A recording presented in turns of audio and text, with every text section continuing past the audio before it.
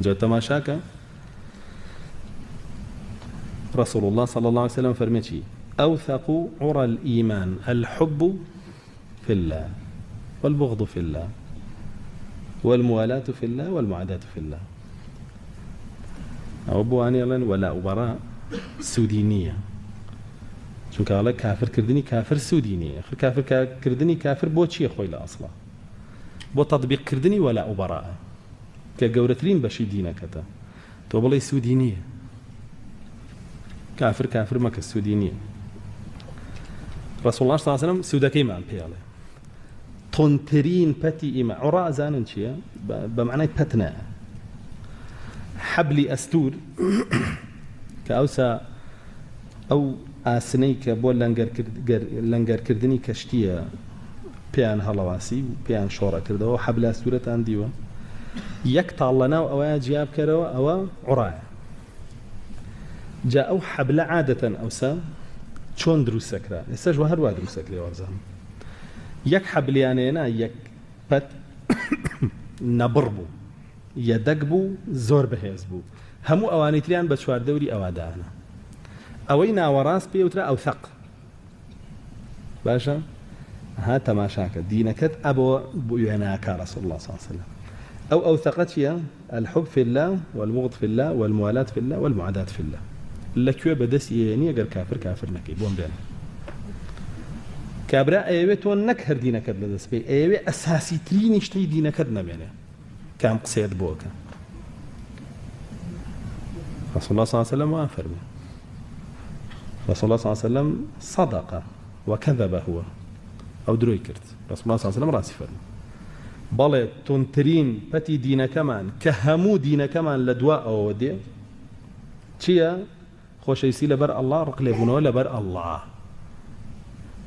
باشا إما خلق ما نبو خوش لبر الله لبر إيمان دار وصالحة أي برق ما لخلقه لبر الله لبر كافر ومشركه أجر كاس كافر نكين أو تاتي كافر هذا شيء لكن بينينون أو خوش يستيقظ بو زرر ما نكري أنا زرر ما نكري أو أساسي ديني خو من لدس ده جابويا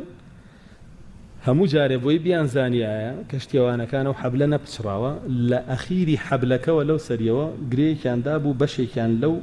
أو ثقه هنا بودروا قري كان كدو أو ثقيان راكش أجر شلبوا يترسي قيان بحبلك ناما أو أسنان بينا أخزنا ودريوان نقمة به برون لقاموس أم اصطلاحنا دراسة كان بور رسول الله صلى الله عليه وسلم أم نمونانيه هنا ويتو تيبقي بجوين لدينك هذا ما هم إلا بروايا يعني ببيع أوينا وراس دينك يترسي قي نام يعني أو دينا نام يعني كاعتباري بودان كاو قرصائية هالقري يعني سبحان الله لولا شو سيرك بو أم حبلي دياري قردوها كاو قرصائية في الله جيل لبرو دينك خويتي قرص قولا ثقيلا ببيعي خويا الله جيل أبيع ما دي وتيابي رق لك ساني لبي لبرخوا وأواني جرقيان لتوبي لبرخوا أما دي وتيابي كساني كيش خوش بي لبرخوا نش خوش يان بي لبرخوا لبر أوي خوش يستي لبرخوا عبادتك جورية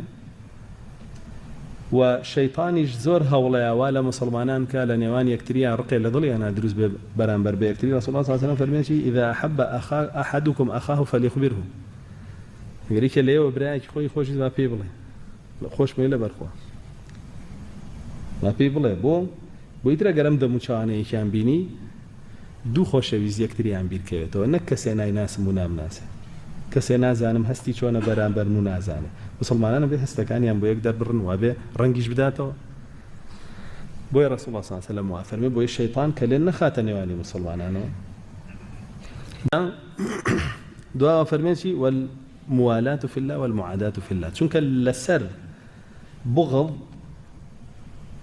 كالضلايا شي بنياتن ري معاداة ذجاتي رقم ليك بتجاتي كم ناقول نجر رقم ليك بتجاتي نك وين لسر حبكش شي بنياتن ري موالاة راس كم يكم خوش به دوستاتيكم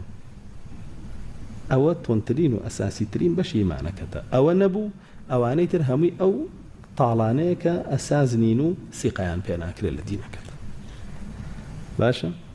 ئەو ثقة ئەوانی تریش هەمویان پێیانە وترێ عروة بەڵام بەوا وترێ ئەو ثقەکەی جا خۆشەویستیش لەبەر الله جل جلاله ئەبێ بەس ئیمان بێ کۆت کاتەوە خۆشە بێ نەک کە مەسلحەتێکی پێی هەبوو لەبەر الله خۆشمەوەی کە مەسلحەتەکە نەما لەبەر ڕاڵقم لێتی لە ناو خەڵکە بێ ئیمان بێ ئەگەر شتانێکی شکا دڵی تۆ نەیخوازێ تۆ پێ خۆش نەبێت تۆ بێ هەر خۆش بێ لەبەر ئیمانەکەی خۆت چکەم بەشێکە لە ئیمانەکەی خۆت وا نەزانی کە تۆ مسڵمانێکت خۆشەوێ باشە فەضلێ هەیە بەسەریەوە ئەوە ئیمانی خۆتە واجبە هەد بێ نەد بێ گونەحباری هەر بە تەواوی نەما کەس نەما لە ئیمانداران خۆشە بێت تیاچوی ئەوە لەبەر ئەو نییە دوای بیکەی بە چاکە بەسەری و پێی بفرۆشتەوە